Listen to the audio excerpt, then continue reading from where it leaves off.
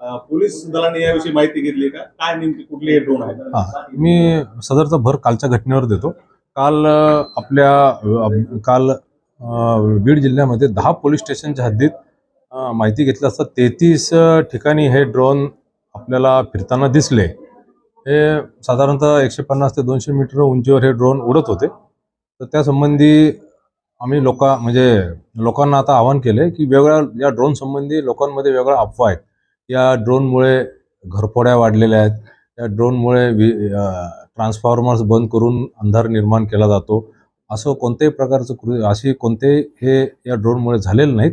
आणि या ड्रोनमुळे ग्रामीण भागात पॅनिक गोंधळाची परिस्थिती निर्माण झाली होती काल रात्री, की लोक जमावाने एकत्र जमून गावात फिरत होते आणि कोणी अनोळखी मनुष्य गावाच्या बाहेर दिसला तर त्याला ते जाब विचारत होते आणि 2 ठिकाणी अशा लोकांना मारहाण केल्याच्या पण घटना घडलेल्या आहेत. तर या ठिकाणी माझं कृपया आपल्या माध्यमातून समस्त नागरिकांना आवाहन राहील की कोणत्याही घटनेने पॅनिक होऊ नका.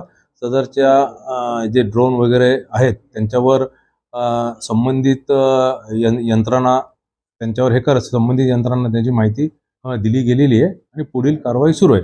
फक्त या संदर्भात पोलिसांना या ड्रोन बद्दल मी अधिक माहिती आपल्याला आता देऊ शकत नाही. हा उद्देश माझा आहे की कोणत्याही प्रकारे अफवा पसरू नयेत व नागरिकांनी याची धास्ती घेऊ नये आणि जमावाने रात्री एकत्र जमू नये. ड्रोन फिरणे आणि चोऱ्या याचा आम्ही सविस्तर तपास केलेला आहे.